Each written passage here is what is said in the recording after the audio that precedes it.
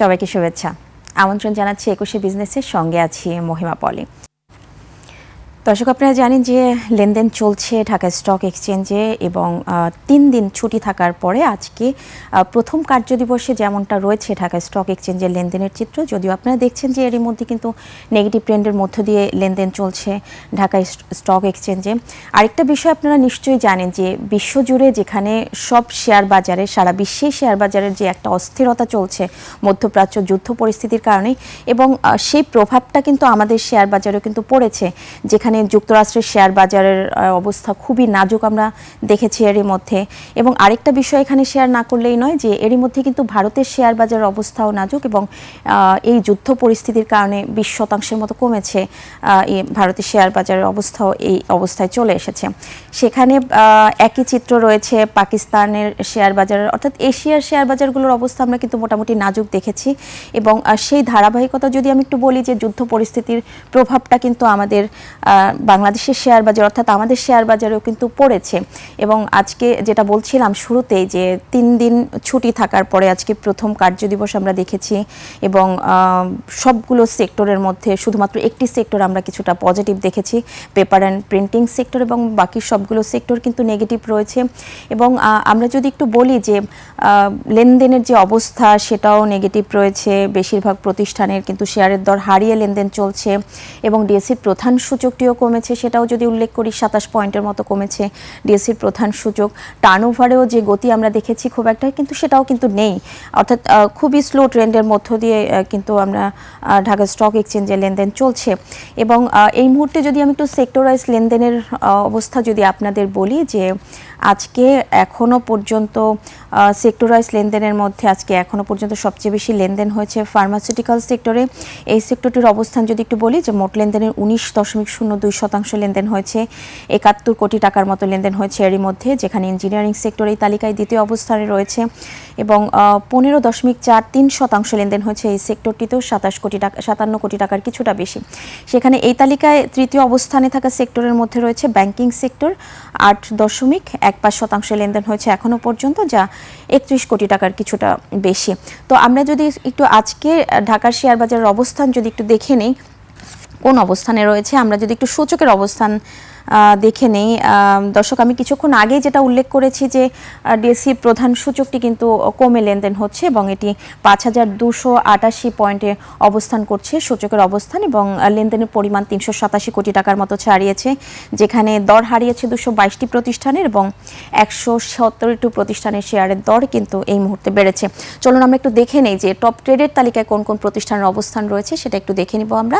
এবং 5টি প্রতিষ্ঠানের মধ্যে একটি প্রতিষ্ঠান আমরা শুধুমাত্র 4টি প্রতিষ্ঠান পজিটিভ থাকলে একটি প্রতিষ্ঠান নেগেটিভ রয়েছে, এবং টপ ট্রেডের তালিকায় থাকা প্রথম যে প্রতিষ্ঠানটি রয়েছে একমি রয়েছে এই তালিকায় প্রথম অবস্থানে, লেনদেন করেছে 17,56,00,000 টাকা, এবং 19 টাকা 90 পয়সায় প্রতিটি শেয়ারের হাত বদল হচ্ছে। আপনারা দেখছেন ওরিয়ন ইনফিউশন এই প্রতিষ্ঠানটির গত কার্যদিবসের তুলনায় দর হারিয়েছে 7 টাকা 70 পয়সা, এবং 12,09,00,000 টাকা লেনদেন করে টপ ট্রেডের তালিকায় দ্বিতীয় অবস্থানে রয়েছে। এবং আপনারা দেখছেন যে 351 টাকা 90 পয়সায় হাত বদল হচ্ছে প্রতিটি শেয়ারের। টেকনো ড্রাগ রয়েছে তৃতীয় অবস্থানে, 32 টাকা 80 পয়সায় হাত বদল হচ্ছে প্রতিটি শেয়ারে, এবং 10,85,00,000 টাকা প্রায় 11 কোটি টাকার মতো লেনদেন করেছে এখনও পর্যন্ত টেকনো ড্রাগ। ডোমিনিস স্টিল রয়েছে পরবর্তীতে চতুর্থ অবস্থানে, বিডি থাই ফুড রয়েছে পঞ্চম অবস্থানে, এবং এই দুটি প্রতিষ্ঠানের লেনদেনের চিত্র আপনারা দেখছেন। ডোমিনিস যেখানে 9,80,00,000 টাকার মতো লেনদেন করেছে 43 টাকায় হাত বদল করে, এবং বিডি থাই 18 টাকায় হাত বদল করছে 9,15,00,000 টাকা লেনদেন করে। এই মুহূর্তে টপ গেইনার্সের তালিকা, অর্থাৎ শতাংশের দিক থেকে সবচেয়ে বেশি দরবাড়া প্রতিষ্ঠানগুলোর তালিকায় প্রথম 5টি প্রতিষ্ঠানের অবস্থান একটু দেখে নিব আমরা। আপনারা দেখছেন যে বিডি অটোকার্স রয়েছে এই তালিকায় প্রথমেই, প্রায় সর্বোচ্চ কিন্তু দর বেড়েছে, অর্থাৎ সার্কিট ব্রেকারের কাছাকাছি চলে গিয়েছে, 9.98% দর বেড়েছে, এবং লেনদেন হচ্ছে 185 টাকা 20 পয়সায়, যেখানে আপনারা দেখছেন ফার্স্ট ফাইন্যান্সের অবস্থান রয়েছে দ্বিতীয়তে, 9.38% দর বেড়েছে। ফরেস্ট ফাইন্যান্স 9.09% দর বেড়েছে।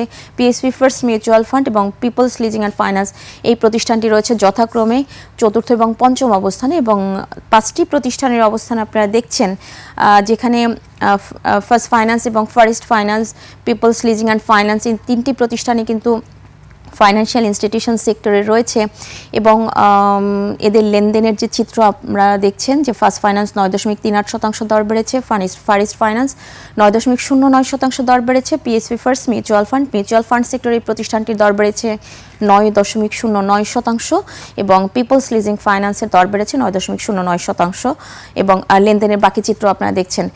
এই মুহূর্তে টপ লুজার্সের তালিকায় যে প্রতিষ্ঠানগুলির অবস্থান রয়েছে সেটা একটু দেখে নিব। টপ লুজার্সের তালিকায় আমরা দেখতে পাচ্ছি প্রাইম টেক্সটাইলের অবস্থান রয়েছে। প্রথমেই প্রাইম টেক্সটাইল দর হারিয়েছে 5.88%, প্রতিটি শেয়ার হাত বদল হচ্ছে 19 টাকা 20 পয়সায়। রিং শাইন 5.13% দর হারিয়েছে, 3 টাকা 70 পয়সায় লেনদেন হচ্ছে। আইএফআইসি ইসলামী মিউচুয়াল ফান্ড রয়েছে তৃতীয় অবস্থানে। ফিনিক্স ফাইন্যান্সের অবস্থান আপনারা দেখছেন চতুর্থ অবস্থানে রয়েছে। ডিবিএস ফার্স্ট মিউচুয়াল ফান্ডের অবস্থান পঞ্চম অবস্থানে রয়েছে এবং যেখানে ডিবিএস ফার্স্ট মিউচুয়াল ফান্ড দর হারিয়েছে 3.85%, ফিনিক্স ফাইন্যান্স 4.26% দর হারিয়েছে এবং বাকি প্রতিষ্ঠানগুলোর অবস্থান আপনারা দেখছেন। দর্শক, আমরা শুরুতেই যেটা বলছিলাম যে আজকে এখনো পর্যন্ত সবচেয়ে বেশি টার্নওভার ছাড়িয়েছে ফার্মাসিউটিক্যাল সেক্টরে, সেটা যদি আমি আরেকবার উল্লেখ করি 19.02% লেনদেন হয়েছে এই সেক্টরটিতে। এই সেক্টরটির আদ্যপান্ত একটু দেখে নিব কোন অবস্থানে রয়েছে এবং কোন প্রতিষ্ঠানগুলি এই সেক্টরটির টপ ট্রেডের তালিকায় উঠে এসেছে সেটা একটু দেখে নিব। ফার্মাসিউটিক্যাল সেক্টরের এই 5টি প্রতিষ্ঠান আজকে টপ ট্রেডের তালিকায় রয়েছে, যাদের মধ্যে একমি রয়েছে প্রথমেই এবং আপনারা দেখেছেন যে প্রথমেই এই প্রতিষ্ঠানটি 5.21% দর বেড়েছে এবং 19 কোটি টাকা লেনদেন করেছে এবং পরবর্তীতে ওরিয়ন ইনফিউশন 12.49 কোটি টাকা লেনদেন করেছে। টেকনো ড্রাগের অবস্থান আপনারা দেখছেন তৃতীয়তে রয়েছে এবং 11 কোটি টাকার মতো লেনদেন করে তৃতীয় অবস্থানে রয়েছে। পরবর্তীতে এশিয়াটিক ল্যাবরেটরিজ রয়েছে, এই প্রতিষ্ঠানটি 7.86 কোটি টাকার মতো লেনদেন করেছে।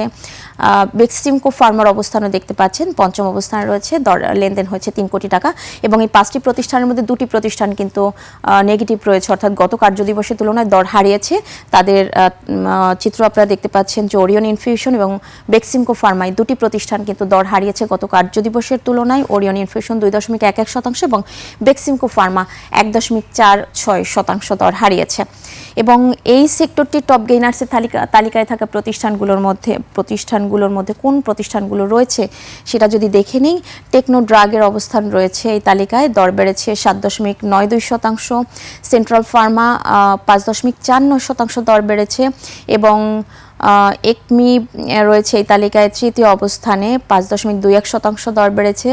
সিলভা ফার্মা রয়েছে চতুর্থ অবস্থানে 4.95%, এশিয়াটিক ল্যাবরেটরিজ এই প্রতিষ্ঠানটি রয়েছে পঞ্চম অবস্থানে 4.52% দর বেড়েছে এবং টপ লুজার্সের তালিকায় থাকা প্রতিষ্ঠানগুলোর মধ্যে দেখব, অর্থাৎ এই ফার্মাসিউটিক্যাল সেক্টরের কোন 5টি প্রতিষ্ঠান আজকে দর হারিয়ে টপ লুজার্সের তালিকায় রয়েছে সেই 5টি প্রতিষ্ঠানের অবস্থান একটু দেখে নিব।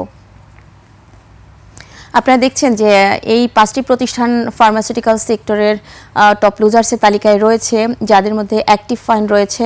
অ্যাক্টিভ ফাইন দর হারিয়েছে 3.90%, global heavy chemical 2.56%, AFC agro রয়েছে তৃতীয় অবস্থানে 2.56% দর হারিয়েছে। ওরিয়ন ইনফিউশন 2.11% এবং কেয়া কসমেটিক্স 1.82% দর হারিয়েছে এবং টপ লুজার্সের তালিকায় রয়েছে এই 5টি প্রতিষ্ঠান।